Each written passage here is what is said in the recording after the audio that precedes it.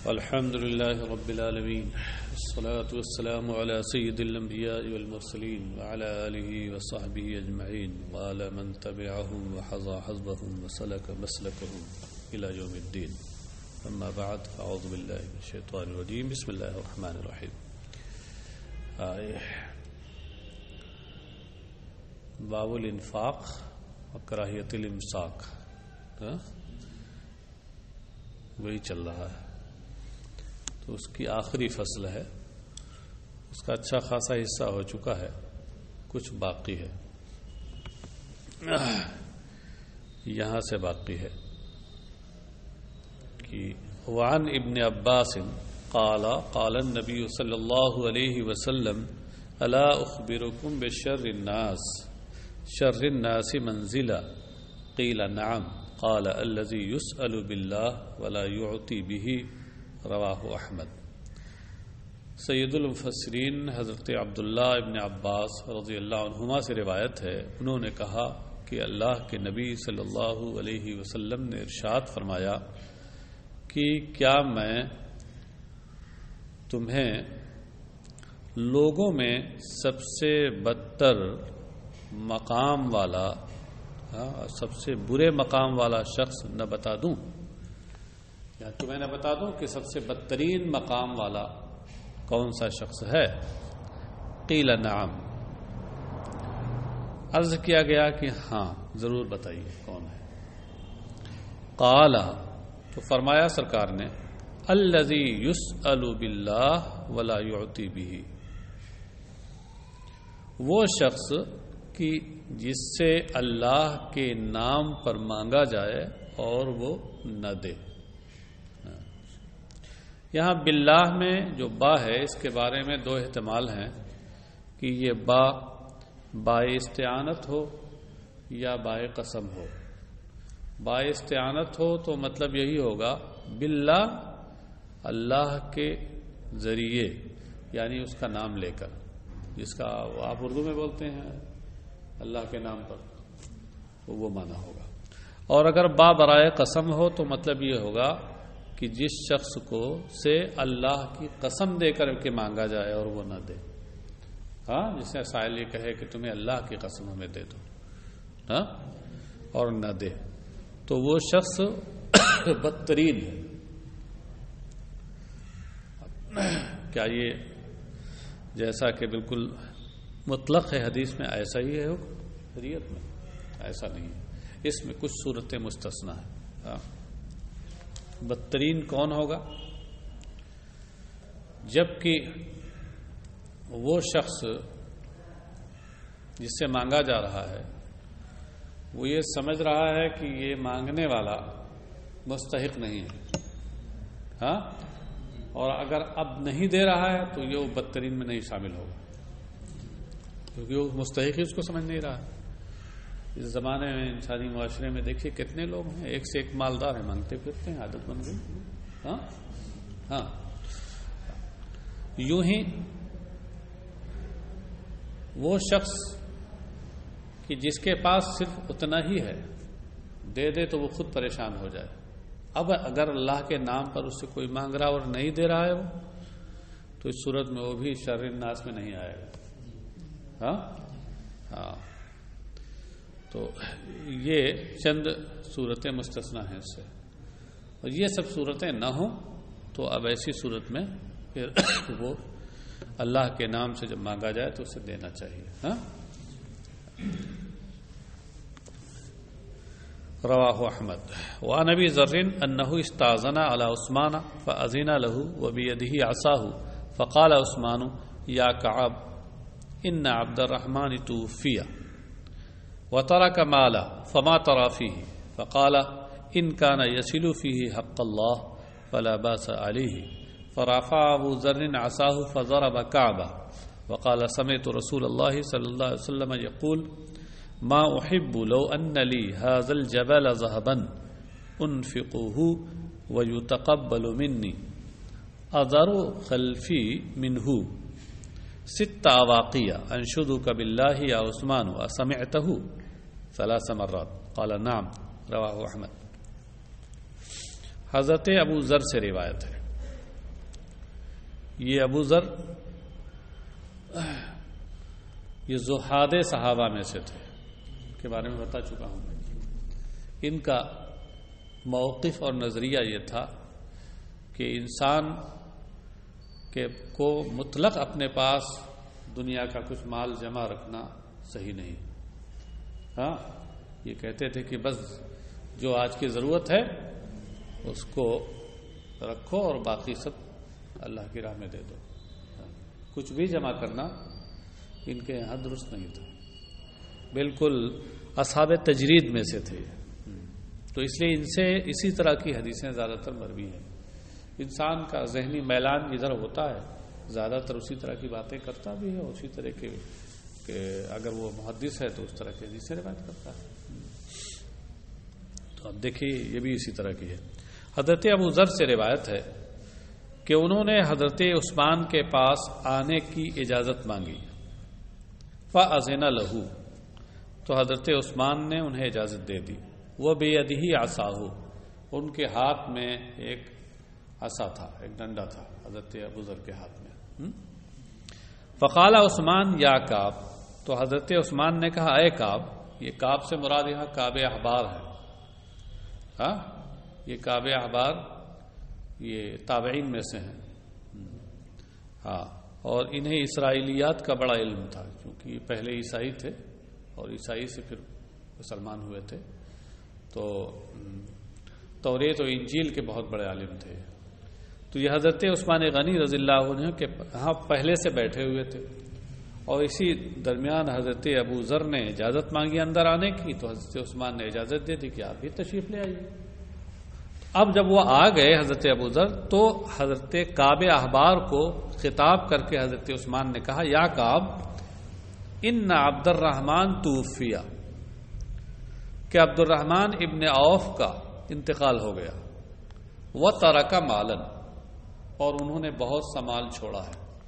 یہ حضرت عبد الرحمن ابن عوف اور حضرت عثمان غنی یہ لوگ اغنیاء صحابہ میں سے تھے، یہ بہت مالدار تھے، تجارت بھی لمبی چوڑی تھی ان کی۔ تو حضرت عبد الرحمن کا انتقال ہوا تو بہت سا مال انہوں نے چھوڑا۔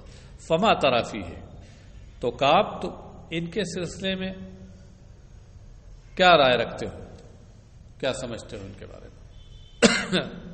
یعنی کیا سمجھتے ہو کہ آیا ان پر اس کا کچھ وبال ہوگا جو مال انہوں نے اپنے پیچھے چھوڑا ہے اپنے ورثہ کے لیے؟ فقالا، تو حضرت کعب نے کہا، کعب احبار نے، ان کان یصل فیہ حق اللہ فلا باس علیہ، اگر اس مال کے سلسلے میں وہ اللہ کا حق پہنچاتے تھے یعنی ادا کرتے تھے، یصلو کا مفعول بھی ہے حق اللہ، سمجھے، اور وصول حق اللہ کا معنی ہے ادائے حق اللہ۔ یعنی مطلب یہ ہے کہ ان کا یؤدی فیہ حق اللہ، اگر اس مال کے تعلق سے وہ اللہ کا حق ادا کرتے تھے، اللہ کا حق ادا کرنا یعنی جو زکوٰۃ ان پر فرض تھی اگر وہ ادا کرتے تھے، فلا باس علیہ، تو ان پہ کوئی حرج نہیں۔ فرفع ابو ذر عصاہ فضرب کعبہ، ابو ذر نے اپنی لاٹھی اٹھائی اور کعب کو مار دیا۔ قالا، جب ناراض ہو گئے بالکل، کیونکہ ان کے موقف کے خلاف سے بات کہی، ایک دم ناراض ہو گئے اور برداشت نہیں کر پائے اور عصا لیے ہوئے تھے، مار دیا کعب بن احبار کو۔ وقالا، اور کہا، سمعت رسول اللہ صلی اللہ علیہ وسلم یقول، میں نے رسول اللہ صلی اللہ علیہ وسلم کو یہ فرماتے ہوئے سنا ہے، ما احب لو ان لی ھذا الجبل ذهبا انفقه ويتقبل مني اذر خلفی منه 6 اواقیہ۔ یہ فرماتے ہوئے سنا کہ مجھے پسند نہیں، ما احب، میں پسند نہیں کرتا، سرکار نے فرمایا۔ یہ ما نافیہ ہے، پہلے مضارع پر نفی کے لیے عام طور سے لا آتا ہے، مگر کبھی کبھی ما بھی آتا ہے، اسی یہاں۔ تو مجھے یہ پسند نہیں کہ اگر میری ملکیت میں سونے کا یہ پہاڑ ہو۔ حاضل جبل سے مراد یا تو کوئی پہاڑ خاص ان کے ذہن میں رہا ہو، یا اس سے مراد جبل احد ہو، کہ عام طور سے اس طرح کے موقع پر حدیث شریف میں اسی کا نام آیا ہے زیادہ، کیونکہ وہ مدینہ شریف سے بالکل قریب ہے، باہر نکلی ہے جبل احد ہے. ہاں تو اس لیے کہ اگر کہ مجھے پسند نہیں کہ اگر میری ملکیت میں، یہ ملکیت کا ترجمہ کہاں سے ہو رہا؟ لی میں لام تملیک کے لیے، یا للہ ملک السماوات والارض، قرآن شریف میں آسمان و زمین میں جو کچھ ہے سب اللہ کی ملک ہے، اللہ اس کا مالک. انفقہ ویتقبل منی، میں اسے خرچ کروں اور میری طرف سے اسے قبول بھی کر لیا جائے، میری جانب سے اسے قبول بھی کر لیا جائے. سونے کے برابر پہاڑ ہو، وہ پہاڑ کے برابر سونا ہو اور میں اسے راہ خدا میں خرچ کروں، بارگاہ الہی میں میری جانب سے یہ قبول بھی ہو جائے، تو ما احب اذرو، یہ اذرو ما احبو کے مفعول بہ کے درجے میں ہے.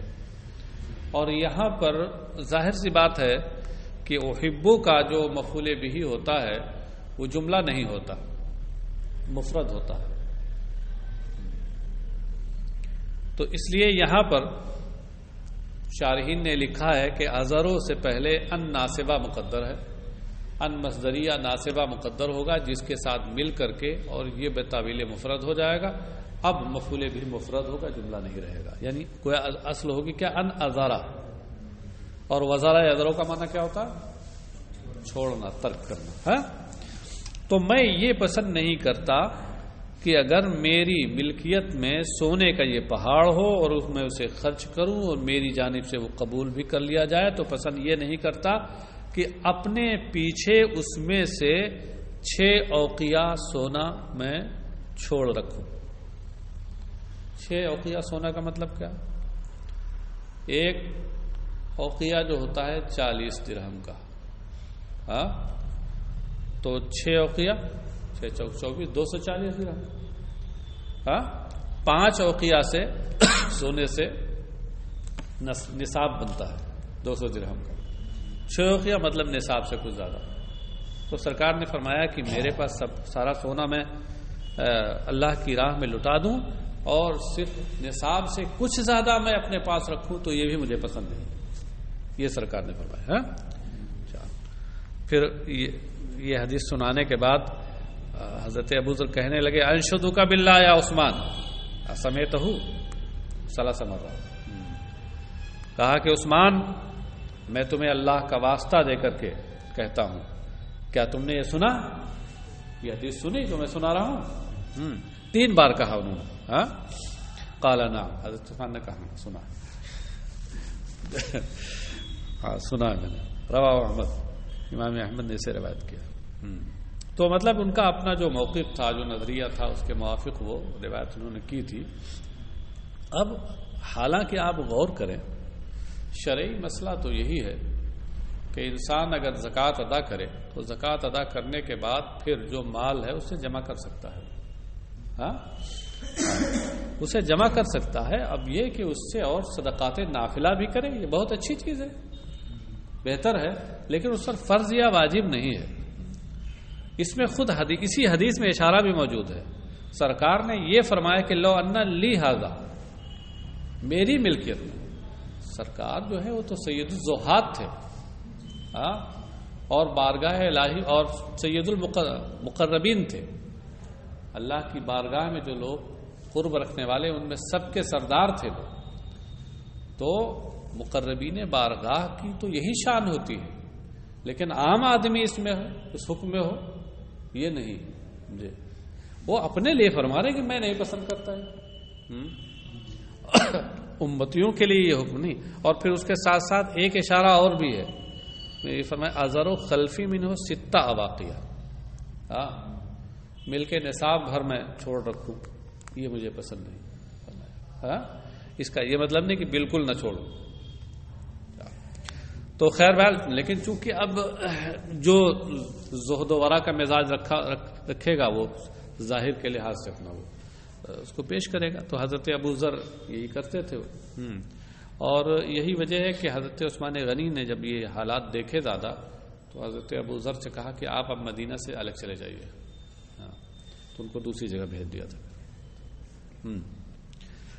عن عقبۃ بن الحارث قال صليت وراء النبي صلى الله عليه وسلم بالمدينة العصر فسلم ثم قام مسرعا فتقطع رقاب الناس إلى بعض حجر نسائه ففزع الناس من سرعته فخرج عليهم فرأى أنهم قد عجبوا من سرعته قال ذكرت شيئا من تبر عندنا فكرهت أن يحبسني فأمرت بقسمته رواه البخاري. وفي رواية له قال كنت خلفت في البيت تبرا من الصدقة فكرهت أن أبيته. حضرت عقبہ ابن الحارث سے روایت ہے، انہوں نے کہا کہ میں نے مدینہ طیبہ میں نبی اکرم صلی اللہ علیہ وسلم کے پیچھے عصر کی نماز پڑھی.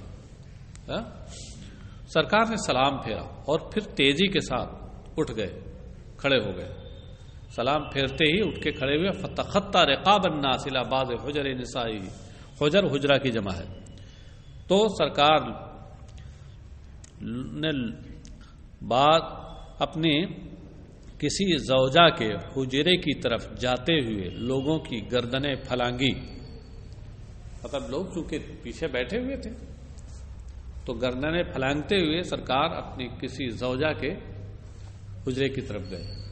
بعض کا کی اضافت جب جملے کی یہ جمع کی طرف ہو تو عام طور سے اس سے فرد واحد مراد ہوتا ہے. ہاں عام طور سے میں کہہ رہا ہوں، خاص طور سے ایسی کوئی صورتیں کبھی ہو جاتی ہیں کہ ایک سے زیادہ بھی مراد ہوتا ہے.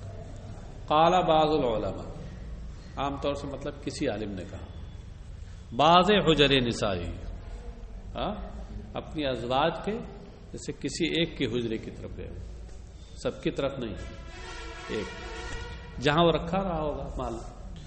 ففزع الناس من سرعته، تو لوگ آپ کی اس جلدی سے، آپ کے جلدی اٹھنے سے لوگ گھبرا گئے. کیا وجہ ہے کہ سلام پھیرتی فوراً سرکار تیزی کے ساتھ گئے.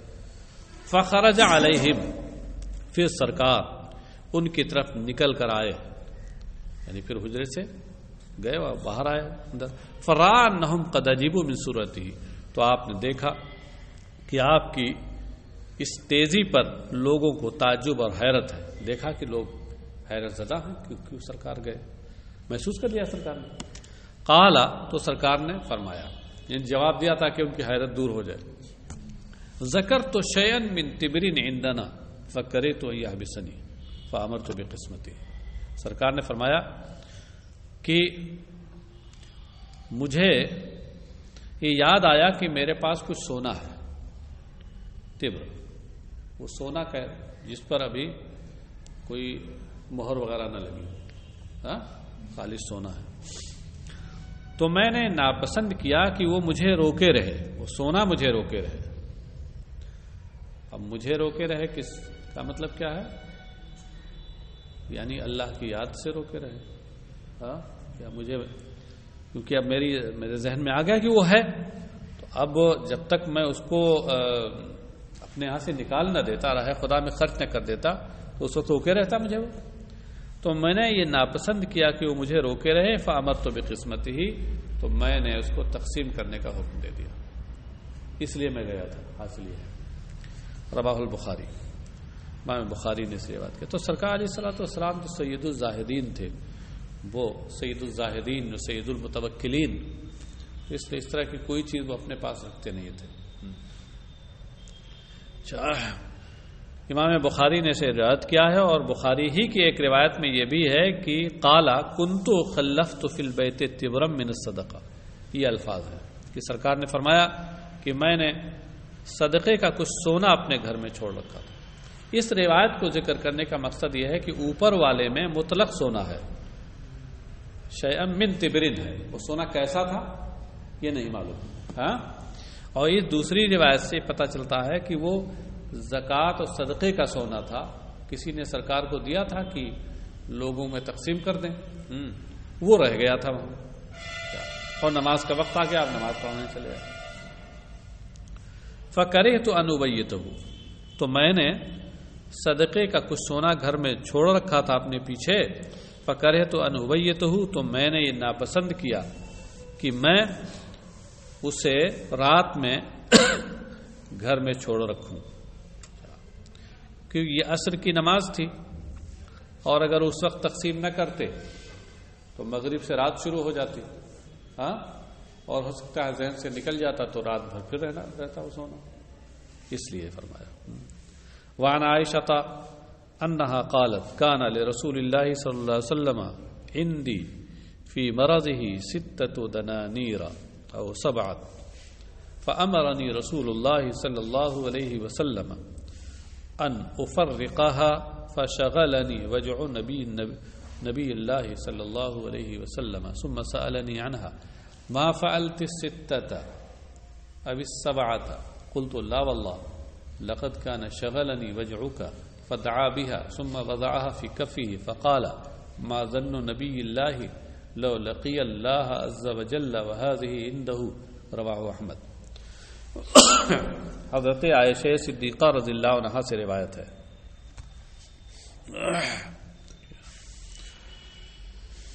کہ انہوں نے کہا کہ رسول اللہ صلی اللہ علیہ وسلم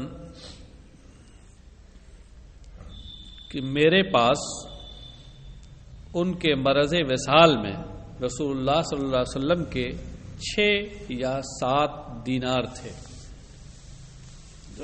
مرض وصال جس میں سرکار کا وصال ہوا ہے تو اس وقت سرکار کے 6 یا 7 دینار میرے پاس تھے.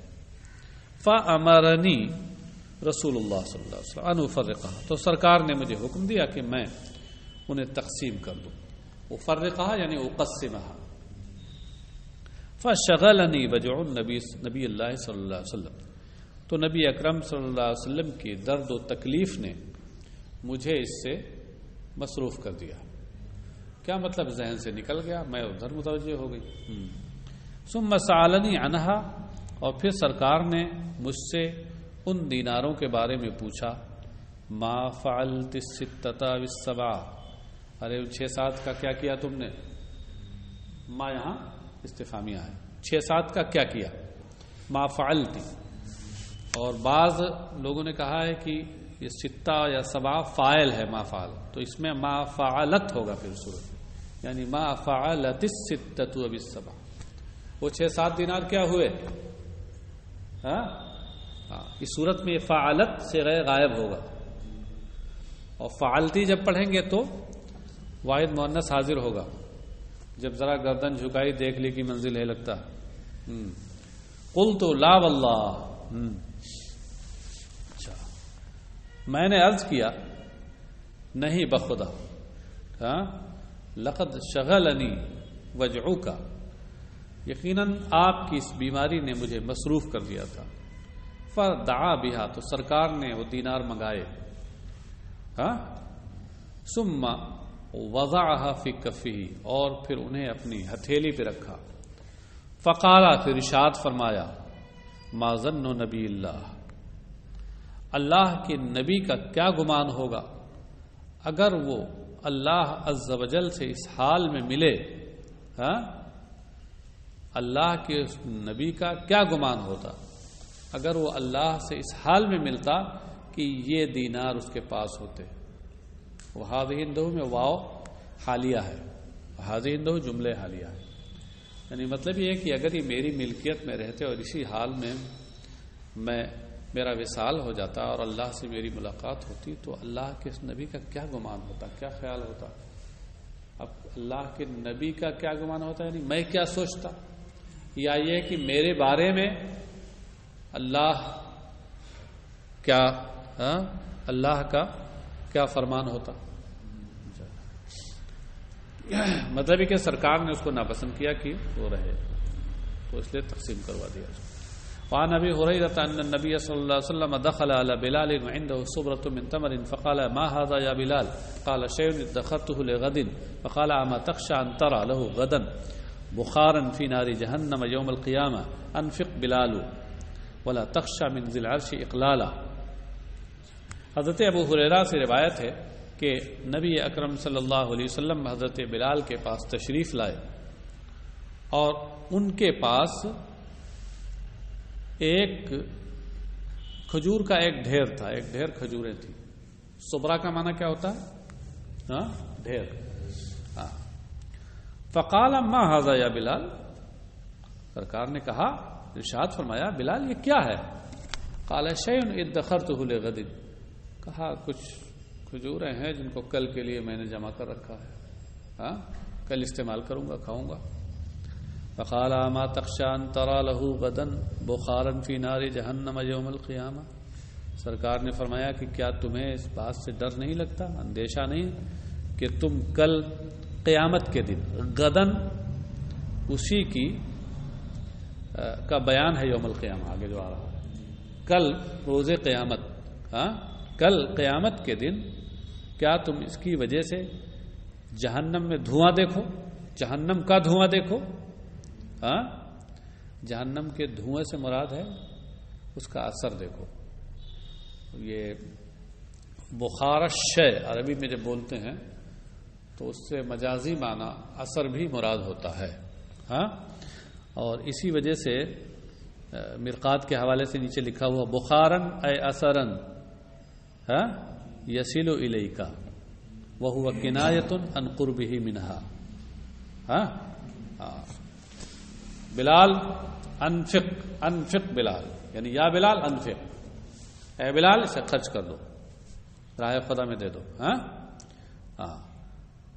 ولا تخشى منزل عرش اقلالا، اور رب العرش کی بارگاہ سے تم تنگ دستی کا خوف نہ کرو. اقلال کا معنی ہوتا ہے اقلال المال، مال کی کمی، تنگ دستی، اس کا تم خوف نہ کرو. وہ رب العرش ہے، وہ زمین سے عرش تک چیز کا مالک ہے، اور اس نے سب کو روزی دینے کا وعدہ فرمایا ہے، تو تنگ دستی کا خیال تم ذہن میں نہ لو. وہ رزاق دے گا تمہیں. تو یہ بہت اعلیٰ درجے کی تعلیم ہے جو صاحبان زہد و ورع ہوتے ہیں، کیونکہ حضرت بلال بھی یہ اصحاب صفہ میں سے تھے، اور صفہ پر وہی لوگ رہتے تھے جو زاہدین تھے. وعنہ قال رسول اللہ صلی اللہ علیہ وسلم السخاء شجرۃ فی الجنہ فمن کان سخیا اخذ بغصن منها فلم يتركه الغصن حتى يدخله الجنہ والشح شجرۃ فی النار فمن کان شحیحا اخذ بغصن منها فلم يتركه الغصن حتى يدخله النار رواہم البیہقی فی شعب الایمان. حضرت ابو ہریرہ ہی سے روایت ہے، انہوں نے کہا کہ اللہ کے رسول صلی اللہ علیہ وسلم نے ارشاد فرمایا کہ سخاوت یہ جنت کا ایک درخت ہے. مطلب کیا ہے کہ سخاوت کی مثال ایسے ہے جیسے جنت کا ایک درخت. فمن کان سخیا، تو جو شخص سخی ہو، سخی ہونے کا مطلب کیا ہے؟ اے فی علم اللہ اور فی الدنیا، جو اللہ کے علم میں سخی ہوتا ہے، یا یہ کہ جو دنیا میں سخاوت کرنے والا ہوتا ہے، تو اخذ بغصن منہا، تو وہ اسی درخت کی ایک شاخ پکڑ لیتا ہے. کیونکہ سخاوت ایک جنتی درخت ہے، اور یہ سخی دنیا میں جو ہوتا ہے اسی سخاوت کی، اسی درخت کی ایک شاخ پکڑ لیتا ہے. فلم یترکہ الغصن، تو وہ شاخ خود اسے نہیں چھوڑتی، حتی یدخلہ الجنہ، یہاں تک کہ وہ جنت میں داخل کر دیتے. مگر کب نہیں چھوڑے گی؟ جب وہ سخاوت کرتا رہے برابر. تو وہ اس کا سخاوت کرنا اس ڈال کو سے متعلق رہنا ہے. والشح شجرۃ فی النار، اور کنجوسی، بخل اور کنجوسی. شح کا معنی بخل، شحیح اسی سے، شحیح بخیل و کنجوس. اور بخل یہ جہنم کا ایک درخت ہے. تو جو بخیل ہوگا، جو بخیل ہوتا ہے، وہ اس کی ایک شاخ کو پکڑ لیتا ہے. فلم یترکہ الغصن، تو وہ شاخ اور وہ ڈال اسے نہیں چھوڑتی یہاں تک کہ اسے دوزخ میں داخل کر دیتی. رواہم البخاری بیہقی فی شعب الایمان، امام بیہقی نے اسے شعب الایمان میں روایت کی. یہ تو ایک تمثیل کے طور پر بات کہی ہے، اور یہ وہی مضمون ہے جو اس سے پہلے آپ نے ادھر پڑھا ہے کہ السخی قریب من اللہ، قریب من الجنہ، قریب من الناس، بعید من النار، والبخیل بعید من اللہ، بعید من الجنہ، بعید من الناس، قریب من النار. اسی مضمون کو ایک دوسرے پیرائے میں، تمثیل کے پیرائے میں یہاں بیان کیا گیا ہے.